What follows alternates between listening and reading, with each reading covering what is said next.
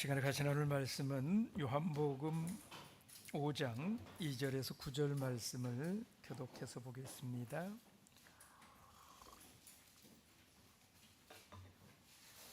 요한복음 5장 2절에서 9절 말씀,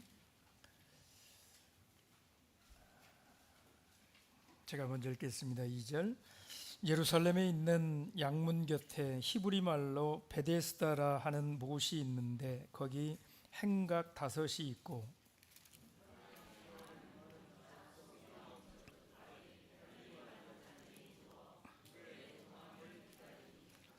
이는 천사가 가끔 못에 내려와 물을 동하게 하는데 동한 후에 먼저 들어가는 자는 그 어떤 병에 걸렸든지 낫게 되미러라. 예수께서 그 누운 것을 보시고 병이 벌써 오랜 줄 아시고 이르시되 내가 낫고자 하느냐.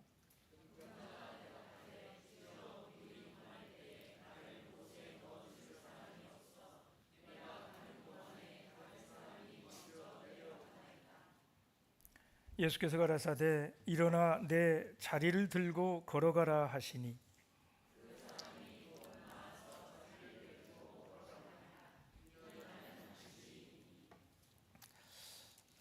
여러분, 이 베데스다 연못은 예루살렘의 성전에서 그다지 멀지 않은 곳에 위치를 하고 있습니다. 지금도 예루살렘에 가보면 이 베데스다 연못터가 고고학 그 발굴팀에 의해서 그대로 이렇게 발굴이 되어서 그 현장이 잘 보존이 되어 있는데요.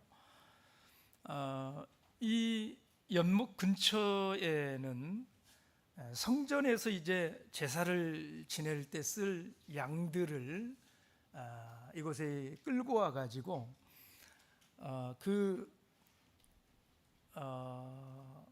베데스다 연못 바로 그 앞에 그 제사드릴 그 양들을 이렇게 몰고 들어오는 문이 있습니다. 그래서 그 문을 양문이라, 양들이 출입하는 문이다, 이렇게 부르는 문이 있고요. 그리고 또 얼마 떨어지지 않은 곳에는 시장이 있어가지고 그곳에는 많은 사람들이 이 성전에서 제사를 드릴 양이라든지 아니면 소라든지 이런 것들을 사기 위해서 항상 붐비는 그런 시장이 있습니다. 사람들이 성전 제사를 드리러 갈 때에는 그 시장에서 양을 사가지고 이 베데스다 연못으로 그 양을 끌고 와요. 그래가지고 그 연못에서 씻기기도 하는, 그래서 성전에 그 흠없이 이 제물을 드리기 위해서 그 양들을 씻기도 하는 이런 못이 이 베데스다 연못인 것이지요. 당시 이 베데스다 연못을 두고 일종의 신앙처럼 굳어진 전설과 같은 이야기가 있었는데요.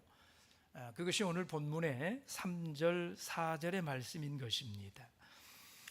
여러분, 본문의 3절, 4절 말씀을 다시 한번 보시면 여러분 거기 그 대괄호로 이렇게 쳐져 있는 말씀이 있잖아요. 물의 동함을 기다리니 이는 천사가 가끔 못에 내려와 물을 동하게 하는데 동한 후에 먼저 들어가는 자는 어떤 병에 걸렸든지 낫게 되미러라. 여기에 이렇게 대괄호가 쳐져 있는 것을 볼 수가 있어요. 여러분, 이 괄호가 표시하는 것이 뭘까요? 이 괄호가 의미하는 것이 뭡니까? 네, 이게 전승을 인용해서 삽입된 것이기 때문에 괄호로 묶어놓은 거예요. 그러니까 사람들 사이에 이렇게 전해져 내려오는 구전 같은, 전설 같은 이런 이야기를 인용을 해서 여기 삽입해 놨기 때문에 그걸 괄호로 이렇게 표시를 한 것이다, 이런 말이죠. 그 전승의 내용은 이렇습니다. 그 연못에는 가끔씩 밑바닥에서부터 이렇게 물이 끓어오르는 이런 현상이 있었는데, 이것이 그들의 믿음대로 천사가 그런 것인지 아니면 단순한 그냥 자연 현상에 불과한 것인데 사람들이 그것을 천사가 동한 것이다, 이렇게 믿었던 것인지, 이건 정확히는 알 수는 없어요. 근데 분명한 것은 가끔씩 이 베데스다 못이 동하는 이런 현상이 있었다라는 것입니다. 그리고 이것을 두고 당시의 사람들은, 특히 신앙인들은 이게 하늘에서 천사가 내려와서 물을 휘젓고 가는 것처럼 사람들이 그렇게 생각을 했다라는 거예요. 그런데 천사가 와서 물을 휘저을 때에 누구든지 가장 먼저 연못에 뛰어들기만 하면 어떤 병이든지 깨끗하게 낫는다 라는 소문이 있었다라는 겁니다. 여러분, 이걸 정말 천사가 내려와서 물을 동하게 했는가? 여러분, 이건 핵심이 아니에요. 중요한 것은 이 전승을 수용한 사람들의 그 믿음과 절박함에 관심을 집중해야 된다라는 것입니다. 그들이 물이 동하기를 기다리는 이유는요, 단 하나입니다. 그들은 그 장관을 구경하기 위해서 모인 관광객들이 아니에요. 이 사람들은, 여기에 모여있는 이 수많은 이 사람들은 생사의 갈림길에 선 중증 환자들인 것이지요. 그래서 물이 동한 후에 맨 먼저 그것으로 들어가는 것, 이게 그들의 절박함이 되어버린 이런 사람들이 그 베데스다 연못에 모여 있다라는 것입니다. 뭐가 됐든지 간에 천사가 와서 물을 동하게 하든 아니면 연못에 이 용천수가 있어서 밑에서 물이 한 번씩 끓어오르는 것이 되었든, 하여튼 1번으로 들어가기만 하면 어떤 병이든 낫는다라고 하는 그 소문을 듣고 많은 병자들이 그곳에 몰려들어 있는 것입니다.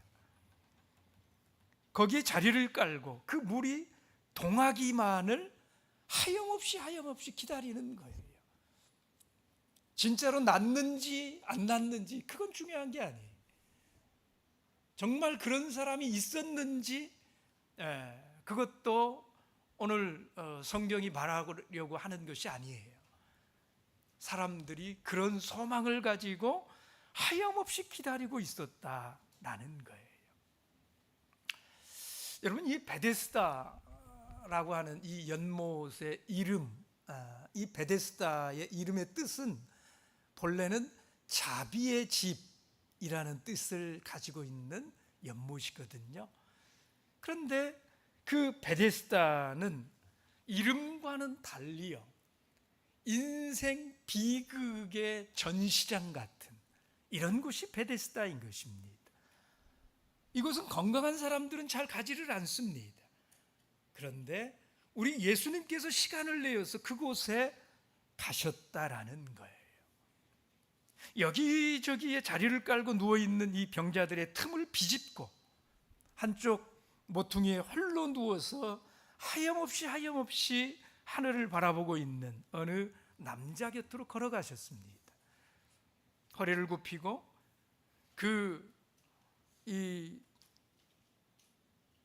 누워있는 그 남자를 내려다보신 예수님은요, 그가 병을 얻은 지가 오래되었다라고 하는 걸 금방 알아보셨습니다.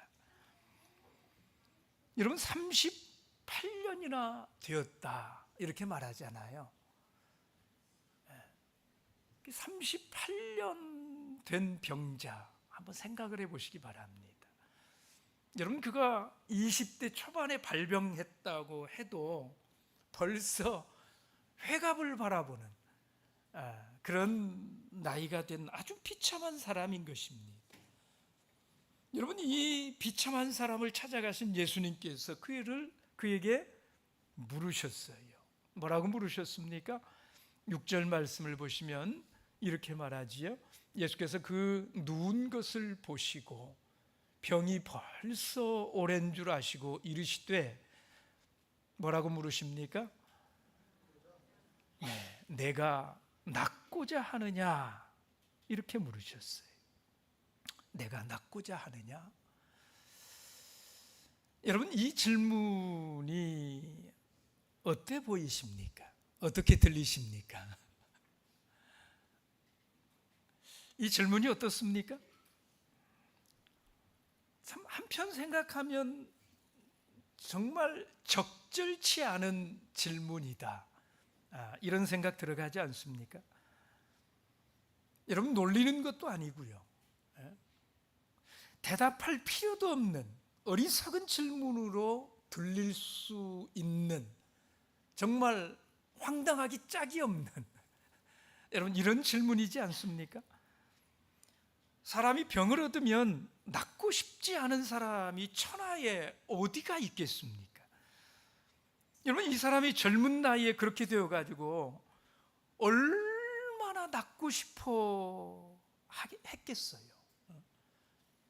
얼마나 간절했으면 할 수 있는 것은 다 해보지 않았겠습니까? 그런데 하다 이제 최종적으로 찾은 곳이 이곳 베데스다인 것이잖아요. 여러분 이 사람만이 아니라 수많은 병자들이 마지막으로 혹시나 하고 이 베데스다 연못가에 모여 있는 것입니다. 마치 복권을 사서 당첨을 기다리는 사람들의 심정 같을 거예요. 대부분의 사람들은 재미로 복권을 긁지만 여러분 그러나 어떤 사람들은 마지막 희망으로 삶의 희망이 전혀 찾을 데가 없으니까 그런 간절한 마음으로 마지막 복권을 긁는 여러분 그런 사람들도 있는 것이잖아요.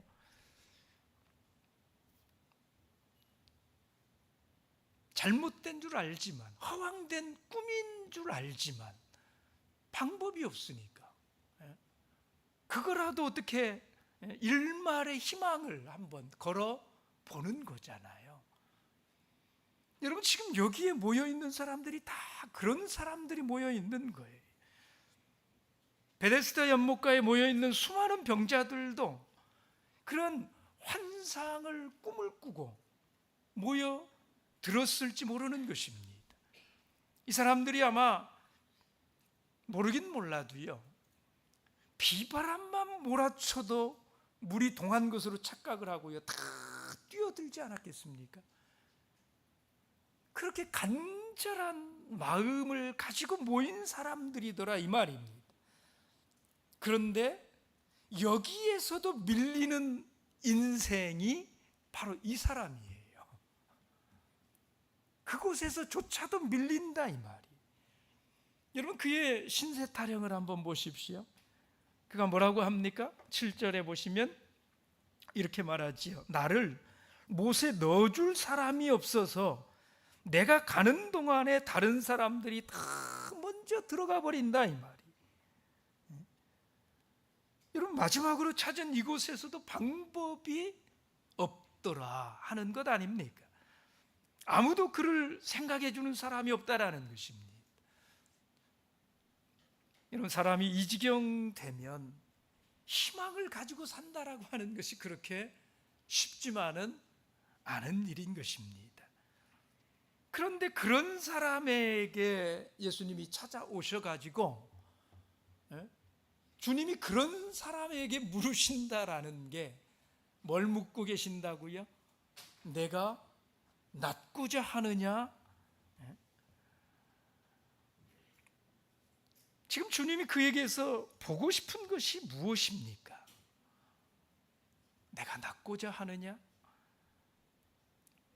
여러분, 이 질문을 통해서 그에게서 찾고자 하는 것이 무엇이겠습니까? 주님은 그를 놀리려고 물어보는 게 아니에요. 그가 원하는 게 무엇인지를 몰라서 묻는 것이 아니라는 것입니다.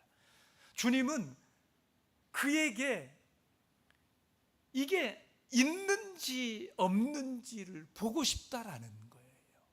그것이 무엇입니까? 네, 소망입니다. 믿음이에요.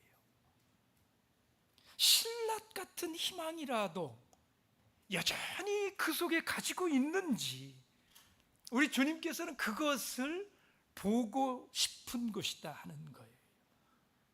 비록 큰 믿음은 아닐지라도 그 속에 실개천같이 흐르는 그런 믿음이라도 아직도 여전히 그 믿음을 가지고 그 소망을 붙들고 그렇게 그 믿음이 그 안에 있는지 확인하고 싶은 거예요.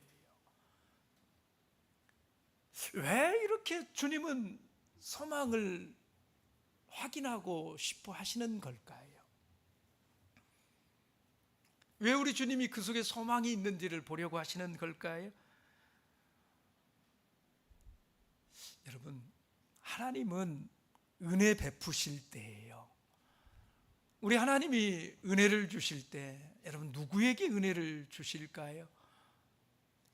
출애굽기 33장 19절 말씀에 보니까요, 우리 주님이 모세에게 그런 말씀을 하셨어요. 내가 은혜 베풀 자에게 은혜를 베풀고, 이런 말씀을 하세요. 여러분, 하나님의 은혜가 누구에게나 임하는 게 아니라는 거예요. 하나님이 은혜를 베풀어 주는 자가 있더라는 거예요. 은혜 베풀 자에게 은혜를 베푸시는 하나님이시더라라는 거예요. 여러분, 이게 구원의 문제와 똑같습니다. 디모데전서 2장 4절 말씀을 보시면 하나님은 모든 사람이 구원을 받으며 진리를 아는 데 이르기를 원하신다, 이런 말씀이 있어요. 우리 하나님이 원하시는 것은 모든 사람들이 구원받기를 원하시는 것이 하나님의 마음이라는 것이잖아요. 모든 사람이 구원받기를 원하십니다. 그래서 우리 하나님은 세상을 사랑하시되 이 세상을 사랑하세요. 하나님이 미워하는 사람이 있습니까? 하나님은 모든 사람이 구원받기를 원하신다라는 거예요. 근데 모든 사람이 그 하나님의 사랑을 입는 것은 아니더라 하는 것입니다. 누가 하나님의 사랑을 입습니까? 하나님은 모든 사람이 구원받기를 원하시지만 모든 사람이 구원을 받는 건 아니잖아요. 누가 하나님의 사랑을 입습니까? 누가 하나님의 은혜를 입습니까? 여러분, 베드로후서 3장 9절 말씀을 보면 구원의 약속이요, 어떤 이에 더디다고 생각하는 것 같이 더딘 것이 아니라 오직 너희를 대하여 오래 참으사 하나님이 아무도 멸망치 않고 다 회개하기에 이르기를 원하신다, 이런 말씀이 있잖아요. 하나님은 모두를 사랑하셔서 모두를 구원할 방법을 주셨어요. 모두가 구원받을 수 있는 길을 하나님이 다 예비해 주셨어요. 그런데 그 하나님의 구원의 은혜를 모두가 입는 것은 아니라는 거예요. 구원받을 자들이 있다라는 거지요. 하나님 앞에 회개하고 돌아오지 않으면 아무리 하나님이 구원받기를 원하셔도 그래서 하나님이 참고 기다리고 하나님은 멸망시키고 싶지를 않아서, 그죠? 그래서 기다리시는데도 돌아오지를 않아요. 할 수 없이 멸망을 시키는 거예요. 하나님이 마지막에 심판하시고 이 땅을 멸하시는 것은 할 수 없이 하시는 거지, 그게 하나님이 원하시는 것은 아니다, 이 말이에요. 우리는 전능하신 하나님을 믿습니다. 그런데 그 전능하신 하나님의 능력도 여러분, 소망을 포기한 사람에게는 별 도움이 되지를 못한다라는 거예요. 신락 같은 희망이라도 그 소망을 가지고 있는 사람들에게 그 능력이 역사하기 때문입니다. 은혜 베풀 자들이 따로 있어요. 은혜 받을 만한 자들이 따로 있어요. 그런데 이 사람이요, 주님의 그 황당하기 짝이 없는 그 질문에 답변을 합니다. 뭐라고 답변합니까? 물이 동할 때에 나를 못에 넣어줄 사람이 없어서 내가 가는 동안에 다른 사람이 다 먼저 내려가 버린다라는 거예요. 누군가 좀 도와만 준다면, 도와주는 사람만 있으면 나도 나을 수 있을 텐데, 38년 동안을 거기에서 기다리면서 기회를 얻지를 못하고 잡지를 못하고, 그렇게 38년을 기다렸는데도 이 사람의 속에 소망이 살아있더라는 것입니다. 아직도 낳고자 하는 간절한 소망을 놓지 않고 있는 것입니다. 그 38년을, 그 긴 기간을 병석에서 신음하느라고 모든 기운이 지냈을 텐데, 그의 곁에는 보살펴 줄 어느 누구도 남아있지 않아서, 누구 하나 도와줄 수 있는 사람도 남아있지 않을 정도가 되어 버렸는데도, 여러분, 그런 그가 무슨 희망을 가질 수가 있었겠어요? 그런데도 이런 절망 속에 놓여 있음에도 희망의 끈을 놓지 않고 아직도 그 속에 여전히 간절한 소망을 가지고 있었다라는 거예요. 주님은요, 그 속에 이 소망이 있는 것을 확인하시고 일어나 걸으라 말씀하신 거예요. 일어나 걸으라. 참으로 터무니없는 말입니다. 사람의 관점에서 보면 불가능한 것을 시도하도록 명하시는 거예요. 38년을 지금 누워있는 병자인데 무슨 수로 일어나 걷는단 말이에요? 이미 돌처럼 굳어버렸고 다리에는 아무 힘도 남아있지 않았을 것입니다. 그런 사람이 어떻게 일어나 걸을 수 있단 말입니까? 주님께서 그 속에 있는 믿음을 붙잡고 일으켜 세우신 것입니다. 그 속에 있는 믿음을 붙잡고 우리 주님이 일으켜 세우셔요. 여러분, 이 사람은 벌떡 일어나더니 누워있던 자리를 돌돌 말아서 걸었습니다. 그리고 그 자리를 들고 걸어갔다. 성경은 아주 담백하게 이 장면을 기술하고 있어요. 여러분, 사람이 힘든 고비를 만났을 때 끝까지 포기하지 않고 소망을 갖는 것, 이게 얼마나 중요한가를 여기서 배울 수 있어야 돼요. 오늘 본문이 주목하는 것은 그거예요. 본문이 말씀하고 싶어하는 것이 그거예요. 그가 나음을 입고 그 형편이 어떠했는지, 그 나중이 어떠했는지, 오늘 본문은 그런 데는 관심이 없다 이 말이. 이런 형편에 있는 그조차도 끝까지 포기하지 않았다. 소망을 가지는 것이 그렇게 중요하다. 여러분, 끝까지 믿음을 가져야 됩니다. 주의 역사는 많은 경우에 인간의 이성을 뛰어넘는 이런 믿음의 순종을 통해서 나타나기 때문입니다. 여러분, 기적이라고 하는 것은 믿음대로 되는 것이고, 믿음이라고 하는 것은 예수님의 말씀을 듣는 것입니다. 우리가 믿어야 하는 말씀은 주님께서는 실제로 우리를 일으켜 걷게 하신다라는 사실이에요. 여러분, 주님은 고난당하는 사람 곁에 와가지고요, 그저 단순히 위로만 하시는 그런 분이 아니십니다. 실제로 일어나 걸으라고 하세요.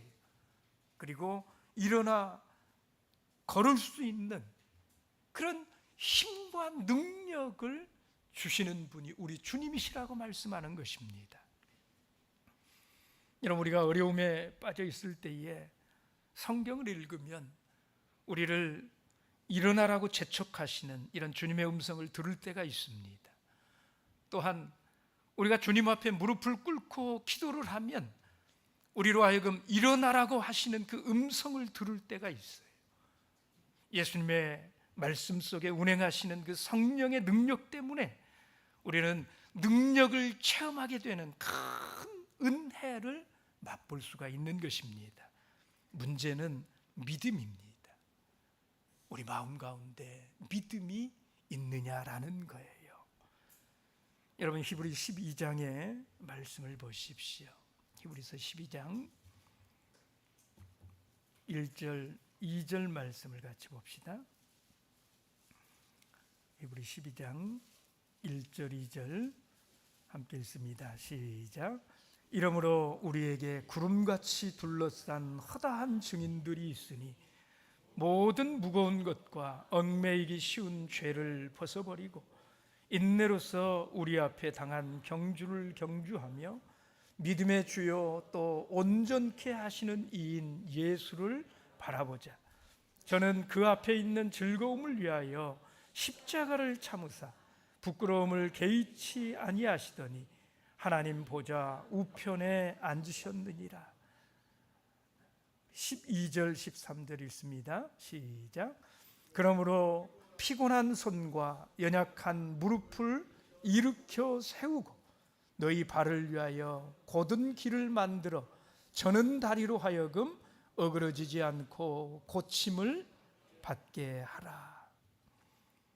그러므로 피곤한 손과 연약한 무릎을 일으켜 세우고 예수를 바라보고 소망을 가지고 그 소망 놓지 말고 기도의 무릎을 포기하지 말자라는 겁니다. 그 무릎을 일으켜 세우라는 거예요.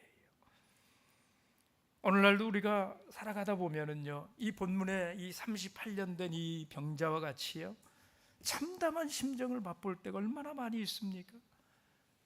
정말 하루하루가 괴롭고 더 이상 살 수가 없고 곧 죽을 것 같은 이런 절망감을 느끼는 사람들도 있을 것입니다. 우리 예수님은 이런 생활을 하고 있는 우리를 조용히 찾아오십니다.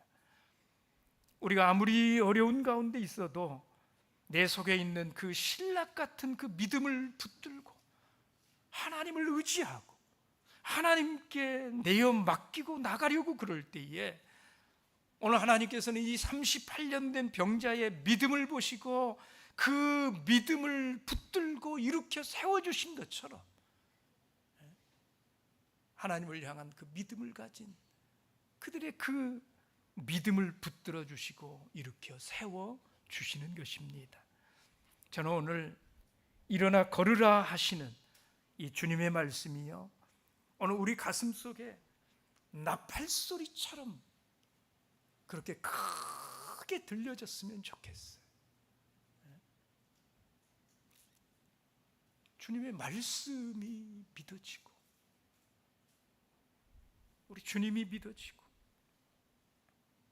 그것을 이성이 아닌 믿음으로 붙들고 순종할 수 있는 그런 믿음이 오늘 저와 여러분들에게도 있었으면 좋겠습니다. 주님께서 그 믿음을 축복하실 겁니다. 묵도하겠습니다.